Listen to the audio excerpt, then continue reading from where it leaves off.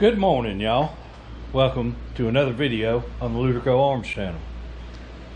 So today is the 4th of July. Of course, it could be a month or more, or it may be tomorrow. I don't know when I'll actually post this. Most videos on the channel are, a month behind because I have 0 employees other than me, and it takes time to edit videos and all that kind of stuff in between actually getting work done and working my full-time job. But I digress. So I'm up in the shop. This place is a fucking disaster area. Everything's a mess. So this weekend I will not be working on any cars. I will be working on this rifle stock for a Mosin Nagant for a customer. But none of that is going to be this video. What this video is going to be about is a situation that happened the other day that kind of irked me and got me to thinking about some stuff with new cars and things. So we have a 2024 Toyota RAV4.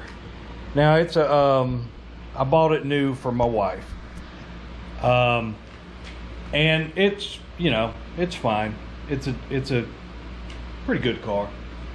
But what irked me is, one, they don't want you to do the first oil change until 10,000 miles. And it took every fiber of my being not to change that oil myself, because that's a lot of miles. But when I bought the thing, they said, well, we're going to include maintenance for like 3 years, and you bring it in here, don't do it yourself because it'll mess up your warranty. I said, okay, fine, whatever.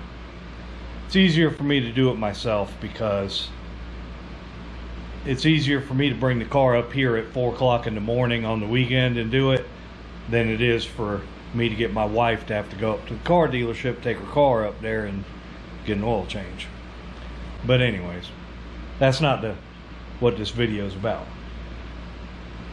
So last week we were up in Columbia, which is like an hour away from here, going to new student and parent orientation for USC, because that's where my daughter's going to go to college. And we were in the Toyota, and it was at like 9,998 miles or something like that. It was getting real close to the oil change.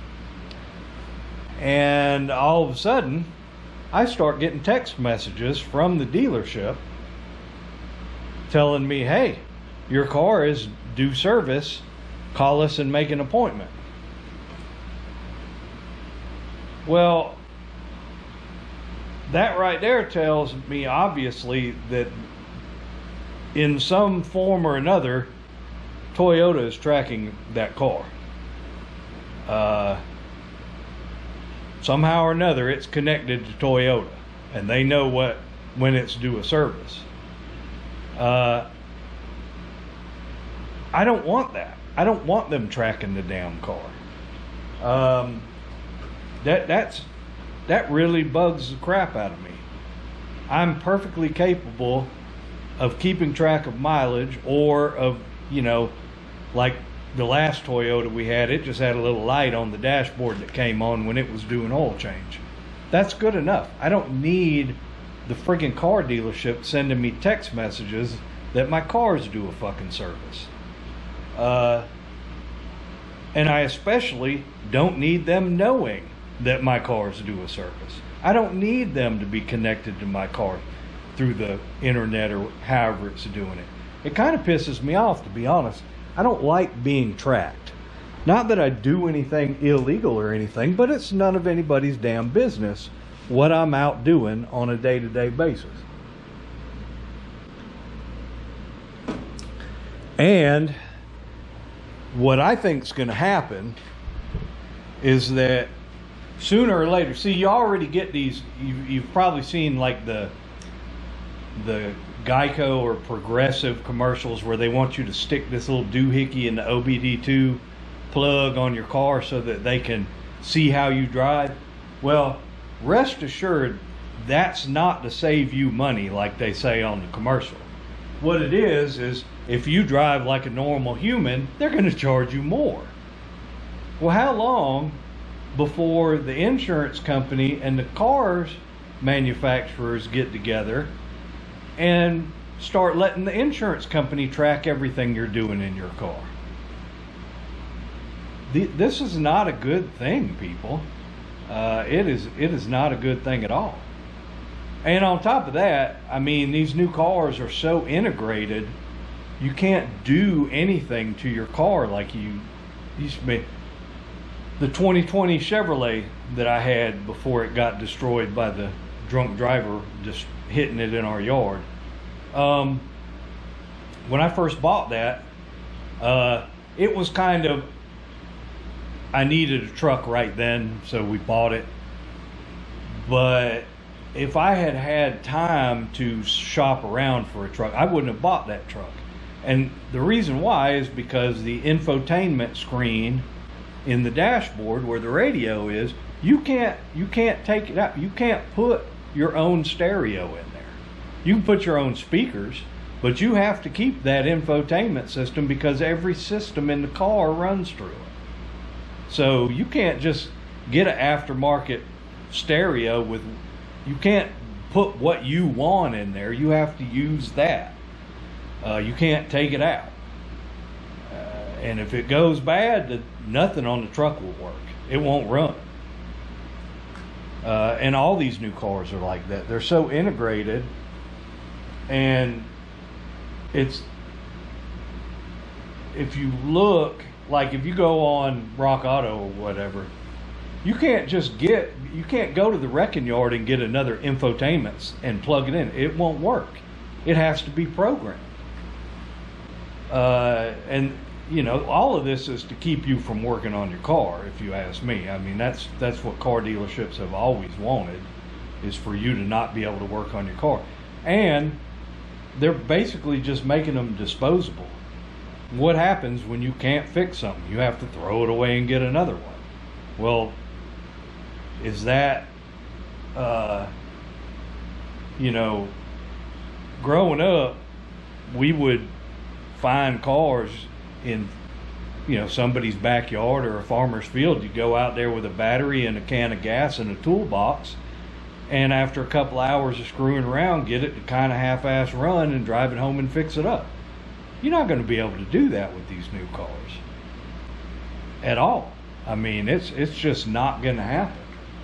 So I'm not, you know, we bought that 2024 for my wife, and you know, I get it. A lot of people don't work on their own cars and they don't care about anything I'm saying, and that's fine. I mean, to each their own. You know, I don't, if you want your car to tell you you need to go get the oil changed, that's fine. I mean, but I would like a way to turn that off. I would like it to not be able to do it at all, but that's just me. But I can tell you right now, I will not buy another new vehicle for me, at least. The newest vehicle that I have, that I drive, is a 2006 Dodge pickup truck, base model, and it don't track nothing. Past that, I got a 98 Cherokee that doesn't track anything, and a 68 or 69 Scout that surely doesn't track anything.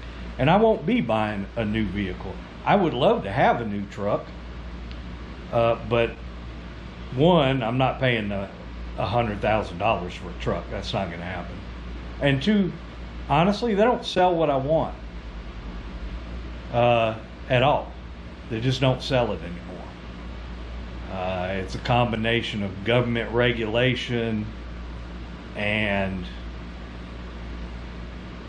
silly laws that make it where I can't buy what I want.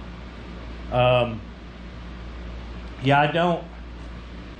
It really irked me to have the car dealership texting me about needing a service. That's I don't want that. I don't want them tracking the vehicle like that. I mean, what's going to happen? You go buy a new Corvette and go out on the interstate and take it up to 100, 110 just to, you know, just see how it does. Anybody would do that. And the next thing you know, all of a sudden the car slows down to 50 and you get a call from your insurance company saying they've limited the speed of your car or they're going to cancel your coverage. You know, what kind of bullshit is that? Do you want to live in a world like that? I don't. But that's where they're headed with this stuff. I guarantee you, if they're tracking when the service is due, they're tracking everything else too. And it's only a matter of time before an insurance company offers them enough money to have access to the information. So, yeah, I don't know. I mean, I don't know what to tell you on that. If you want to buy a new car, you're just going to have to deal with it, I guess. I will not buy another new car unless they decide to sell what I want. So, let's talk. What would I buy as a new car? What do I want them to sell? I want to be able to go into a car dealership and buy a small, think like 1984 Toyota pickup truck, small, single cab, 4x4, body on frame with a turbo diesel. And everything I'm naming, there's places you can buy it. I know you can, in Australia, they sell exactly what I'm saying. In the Middle East, you can go and buy exactly what I'm saying. 4x4 turbo diesel, stick shift, manual shift, transfer case, roll up windows. You know, I could do power windows or power door locks, but I don't care either way. It could not have them and I'd be just happy. The interior should have heat insulation and a rubber floor mat. No carpet. The dashboard should have a speedometer, oil pressure, temperature, tachometer. It doesn't need an infotainment system. As a matter of fact, it could have a nice blank spot on the dash because I'm going to put my own stereo in it anyways, and they don't need to put one in there. I don't need to pay for one. Just leave it blank. Just a simple. The turbo diesel. Oh, a mechanical pump would be awesome. Now I know they won't do that because of emissions control, but here's the thing. Make the diesel easily deletable. Once I've bought it, it's no longer the car dealership's problem. So why not make it easy to do what the consumer wants and get rid of that stupid DEF? DEF is the biggest scam on the planet. We have the capability today to make engines run efficiently. We don't need to put all that bullshit on them. Make it simple. Keep it simple. You know, these trucks in the Middle East and places like that run forever with little to no maintenance. And what maintenance they do get is some dude with a hammer and a crescent wrench. So, yeah, I don't understand why I can't buy that. Why can't I buy them? This is America. It's supposed to be. But we got so many silly, stupid laws that keep me from being able to buy the truck that I actually want. I don't want a $100,000 truck with a friggin' theater system in the dashboard and a bunch of other BS I don't need. I don't need all that. Don't want it. I don't want to pay for it. Simple. I want a simple truck that's, you know, make it simple, leave it where people can upgrade it however they want. And the funny thing is, there's one company that's actually going that way. The problem is it's an EV. It's that Slate. I think that so far what they've said with the Slate EV is awesome. I think that thing would be awesome, except I don't live in an area where an EV is a viable option. I live too far away from everything. My house does not have, you know, my house barely has 200 amp service. And in the summertime, with the air conditioner running and everything else, you're not going to be able to charge an EV. It's dumb. We don't have the infrastructure for it. Now, I don't have anything against EVs. And, you know, the Tesla sports car thing, man, that thing is awesome. There's a lot of EVs that I think are really cool. The problem is it's not a viable option here where I'm at.